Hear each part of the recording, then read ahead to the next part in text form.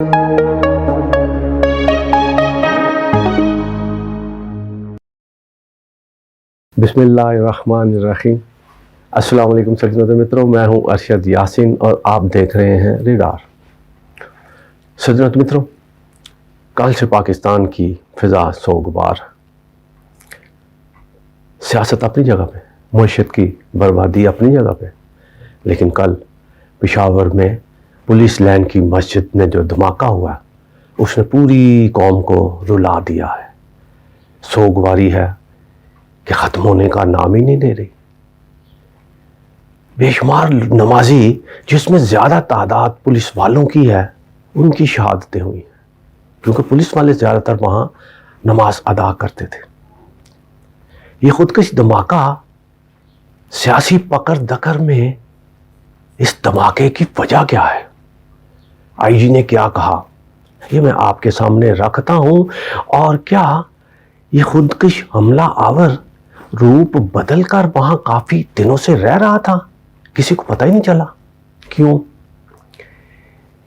इसकी तफसीलात मैं आपके सामने रखता हूँ। और उसके साथ साथ सज्जनों मित्रों, यूएई के सदर की पुरजोश तैयारियां उनके इस्तकबाल की, लेकिन ऐन टाइम पे मौसम की खराबी, मुलतवी दौरा मुलतवी हुआ, या वाकई या फिर उन्होंने वज़ीर आज़म और पाकिस्तान की हुकूमत के एहलकारों से मिलने से इनकार कर दिया। इसकी अंदर की खबर क्या है वो भी मैं आज आपके सामने रखता हूँ। और साथ साथ सज्जनों मित्रों, इमरान खान ने अपने कत्ल के मामलात पे कहा कि आसिफ जरदारी ने सुपारी दी है किसी दहशतगर्द तंजीम को, जिस पर आसिफ जरदारी ने अरबों रुपए, 10 अरब के हवाले कहते हैं कि करीब अमाउंट का एक लीगल नोटिस जारी कर दिया, इमरान खान को दे दिया कि आप माफ़ी मांगे। इमरान खान वो इमरान खान कब जब जो माफ़ी मांग ले, और वो डट गया।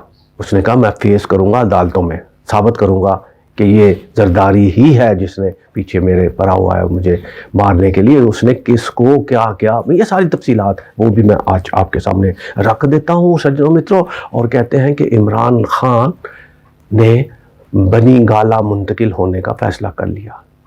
ये किसने उसको कहा और क्यों कहा, इसकी तफसीलात भी मैं आपके सामने रखता हूँ सज्जनों मित्रों। और सबसे पहले तो हम पेशावर में जो खुदकश धमाका है उस हवाले से कि जो शहीद हुए हैं और जो ज़ख्मी हुए हैं उनके लिए ताज़ियत भी, और उनकी सेहतयाबी के लिए दुआएं भी, ढेरों दुआएं भी, पूरी कौम उसके लिए दुआएं कर रही हैं।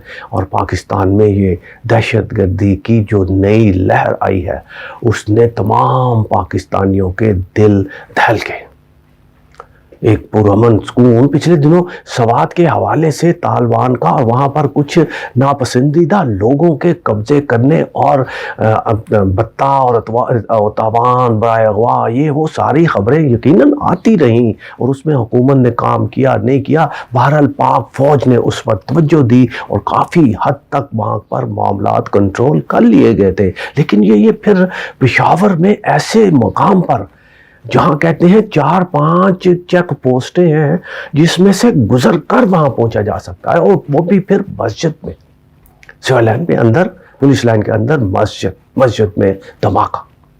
ये यकीनन सिक्योरिटी इदारों के हवाले से भी नाकामी कहते हैं है धमाका हुआ।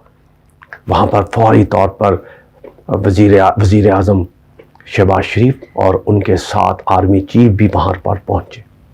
आर्मी चीफ ने वहाँ पर जो बात की वो यकीनन बहुत अहम है। उन्होंने सख्त अहकामात, सख्त हदायत वहाँ पर जारी की, और उन्होंने यहाँ तक कहा कि बस बहुत हो गया, अब नहीं। ये उन्होंने किसको क्या पैगाम दिया, ये बहुत अहम है सज्जनों मित्रों। लेकिन वहाँ पर आईजी जो खैबर पख्तूनख्वा है, उन्होंने जो बयान दिया, उन्होंने कहा लगता है कि ये खुदकश हमला आवर जो है काफ़ी दिनों से यहाँ पर रह रहा था और पुलिस वालों के साथ मेल जोल ये वो था उनका। बहरहाल इसकी तफ्तीश हो रही है। लेकिन सज्जनों मित्रों, फिर सवाल तो फिर ये उठता है कि कोई भी शख्स पाकिस्तान का, भले कोई जासूस हो, मुखालिफ हो, कोई भी हो, वो कहीं भी जाकर ठहर सकता है, कोई पूछने वाला नहीं है। اور ایسے حساس علاقے کے اندر اگر وہ واقعی رہ رہا تھا تو یہ لمحہ فکریہ تو وہ ہے نا، اور کیوں رہ رہا تھا؟ کسی نے اس کی نشاندہی کیوں نہیں کی؟ اور وہ لوگ وہاں پر، ان لوگوں کا بسیرا ہے، وہ لوگ وہاں پر اٹھتے بیٹھتے ہیں جنہوں نے پاکستان کے عوام کی حفاظت کی ذمہ داری ہے، جن کی وہ اپنی حفاظت ہی نہ کر سکے۔ ان کو پتہ نہیں چلا کہ ہمارے ساتھ کون ہے ایک دہشت گرد چھپا ہوا، اور کہاں اس کی جو ہے غفلت ہوئی ہے، کس کی غفلت ہے۔ اور پاکستان کے اندر جو سیاسی گرفتاریاں پکڑ دکڑ ہو رہی ہے، کیونکہ حکومت تو اس میں مصروف ہے، مخالفین کو پکڑنا، بشیر رشید کے خلاف مقدمہ کروا لے، عمران خان کو قتل کروا لے، اس کو نااہل کروا لے، کتنے ایک نام لوں۔ فواد چودھری کا ابھی کل ہی کی بات ہے، اب پرویز الہی کے گھیرا تنگ کرنے کے لیے کتنے مقدمات، اب کچھ سچے بھی ہوں گے کچھ جھوٹے بھی ہوں گے، لیکن اس سیاسی پکڑ دکڑ میں حکومت تو اس میں مصروف ہے، تو پھر سیکورٹی ایجنسیاں وہ کہاں ہیں؟ انہوں نے کیوں نہیں یہ سارے معاملات کو دیکھا اور ان کو یہ اندازہ ہی نہیں ہوا کہ کوئی بندہ یہاں رہ رہا ہے جو اس طرح کی حرکت کر سکتا؟ بہرحال سجنوں متروں، اب کافی معاملات آرمی چیف کے وہاں پر جانے سے کہتے ہیں کافی جو ہے مشکوک لوگ بھی گرفتار کیے گئے ہیں، اور کافی حد تک لوگوں کو وہاں تسلی و شفقت بھی ہے، لیکن جن کے لوگ شہید ہو گئے ہیں ان کو تسلی تو خدا ہی دے سکتا ہے، ہم لوگ تو ہمدردی ہی کر سکتے ہیں سجنوں متروں۔ اور یہ اس کے ساتھ ساتھ سجنوں متروں، پاکستان میں جو سیاست کا کھیل چل رہا ہے وہ جھوٹ اور شعبدہ بازی کی انتہا کو پہنچ گیا ہے، اور لوگ اکثر کہا کرتے ہیں کہ شہباز شریف شعبدہ باز، اور مسلم لیگ نون کی حکومت جب رہی اور ہمیشہ شعبدہ بازی سے ہی کامیاب رہی اور لوگوں کو بیوقوف بنائے رکھا، لیکن اب ہر معاملے میں کیونکہ چینل اور سوشل میڈیا، ڈیجیٹل میڈیا کے آنے کے بعد اب یہ ڈرامے بازی اور یہ شعبدہ بازی چل نہیں سکتے۔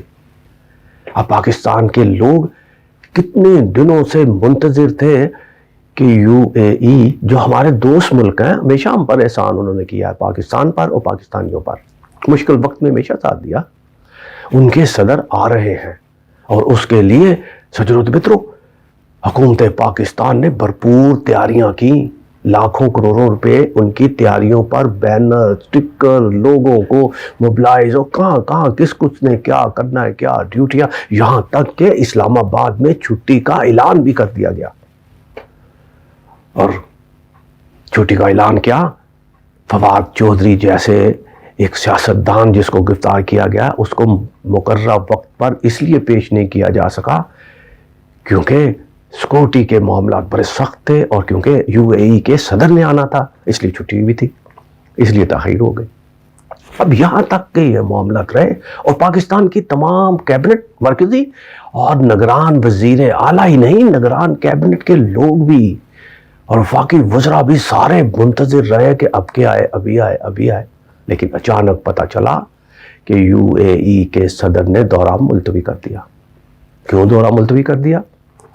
اس کی وجہ جو وفاقی حکومت نے بتائی وہ یہ تھی کہ موسم کی خرابی کی وجہ سے وہ نہیں آ سکے، اس لیے وہ دورہ ری شیڈول کیا جائے گا۔ لیکن جس طرح میں نے آپ کو پہلے کہا سجنوں متروں، اب سوشل میڈیا، ڈیجیٹل میڈیا کا دور ہے، ایک منٹ میں ہر چیز کا اندازہ ہو جاتا ہے۔ اسلام آباد کے ہی ایک دور جو بڑے باخبر صحافی ہیں، انہوں نے کھوج لگا لی کہ اصل مسئلہ کیا ہے، اور عیسیٰ نقوی نے تو باقاعدہ ایک ٹی وی چینل پر آ کر یہ بریکنگ بھی دے دی کہ وزارت خارجہ جھوٹ بولتی ہے، دورہ تھا ہی کوئی نہیں۔ اب تھا کیا پھر؟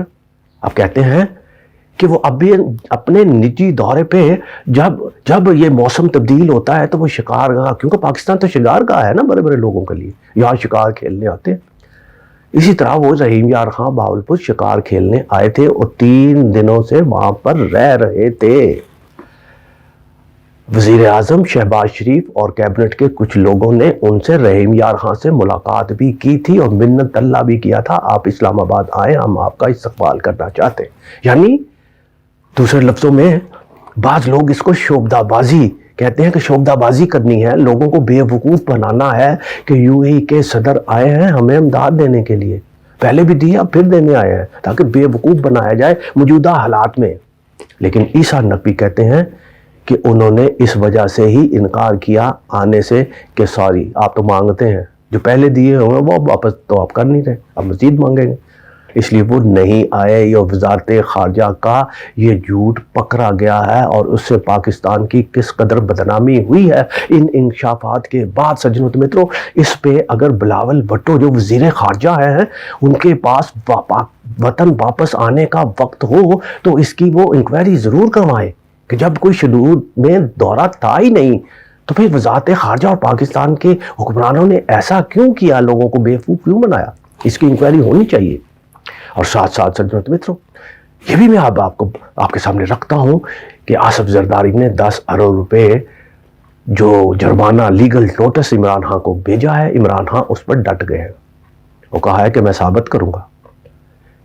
اور جب عمران خان عدالتوں میں یہ بات ثابت کریں گے سجنوں متروں، تو پھر تو بے نظیر سمیت اور بہت سارے کیس جو ہیں وہ سامنے آئیں گے، اور بہت سارے، میر مرتضی بھٹو کا قتل وہ بھی آئے گا، اس کی بیٹی جو فاطمہ بھٹو تو اکثر ٹویٹ کرتی رہتی ہیں کون ذمہ دار تھا، کیا ہوا، وہ کیسے، ان کے کیوں ان کے ساتھ فیملی تعلق نہیں ہے، یہ بہت ساری چیزیں آئیں گی۔ یقیناً عمران خان کے ذہن میں یہ سارا کچھ ہوگا اور کہتے ہیں کہ ٹھیک ہے آپ نے نوٹس دیا، ہم عدالتوں میں فیس کریں گے، میں جواب دوں گا، ڈٹ گیا۔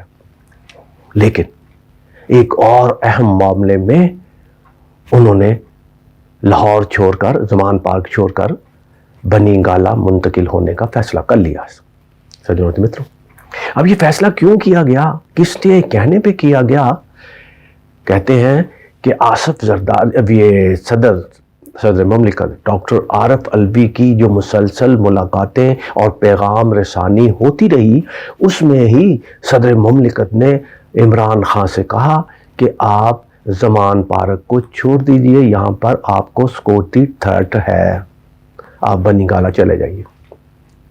آپ کو یاد ہوگا میں نے وی لاگ اپنا کیا تھا، کہا تھا کہ بعض لوگوں نے یہ مشورہ دیا ہے کہ آپ پاکستان ہی چھوڑ دیں، کیونکہ پاکستان آپ کے لیے رسک بن گیا ہے، کہیں بھی آپ پر حملہ ہو سکتا ہے پاکستان کے کسی بھی کونے میں۔ یہ میں نے آپ کو وی لاگ میں بتایا تھا، لیکن عمران خان نہیں مانا تھا، اس نے کہا تھا نہیں میں پاکستان چھوڑ کے نہیں جاؤں گا۔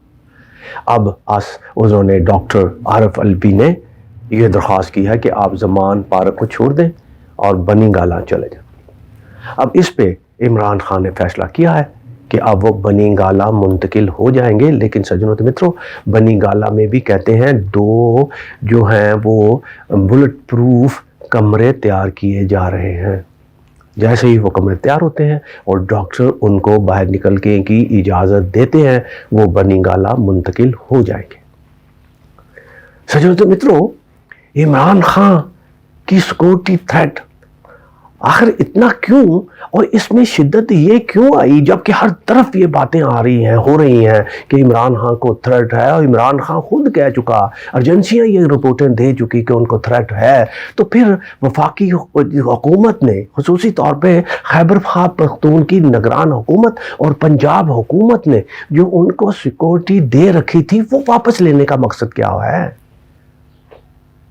بعض لوگ کہتے ہیں یہ جن کو سپاری دی گئی ہے ان کی سہولت کاری کا مقصد ہے، لیکن میں یہ نہیں کہتا، یہ سیاسی مسئلہ بھی ہو سکتا ہے، حکمت عملی بھی ہو سکتی ہے، بہرحال کچھ بھی ہو سکتا ہے، لیکن یہ ایک اہم سوال تو ہے کہ جس بندے پر اتنی تھرڈ ہے سیکورٹی کے معاملے پہ، ان کی جان کا خطرہ ہے، ان سے آپ نے سیکورٹی واپس لے لیں، اور دوسری طرف آپ نواز شریف کی لاڈلی مریم نواز کے لیے جو پروٹوکول ٹیم سیٹ کی گئی ہے، لا ماشاءاللہ، اس پہ کم از کم 25 کروڑ روپے کے اخراجات آئیں گے۔ سجنوں متروں، اس کی تفصیلات میں اگلے ولاگ میں آپ کے سامنے رکھوں گا کہ نگرانوں نے آخر ان کو سیکورٹی کے حوالے سے کیا اور کتنی فورس دی۔ اب عمران خان کب جاتے ہیں کب نہیں جاتے، بات تو یہی ہے، ابھی تک تو یہی میڈیا کے سامنے آیا ہے کہ وہ جیسے ہی 1-2 روز میں ڈاکٹر ان کو اجازت دیتے ہیں وہ زمان پارک چھوڑ دیں گے اور بنی گالہ چلے جائیں گے۔ اب بنی گالہ میں وہ کتنے محفوظ ہیں، میں اکثر کہتا ہوں کہ مارنے والوں سے بچانے والا زیادہ طاقتور ہے، ورنہ وزیر آباد میں مارنے والوں نے کچھ کسر تو نہیں چھوڑی تھی، جس کا پرچہ بھی نہیں ہوا، اب تک تفتیش بھی نہیں ہوئی، نگرانوں نے آ کر یہ کام کیا کہ JIT بھی ختم کر دی گئی۔ اب یہ سارے وہ سوالات ہیں جن کا کھرا کس طرف جاتا ہے۔ سجنوں متروں، آپ بھی سوچیں، ہم بھی سوچتے ہیں، اپنا بہت خیال رکھیے گا. پاکستان زندہ باد.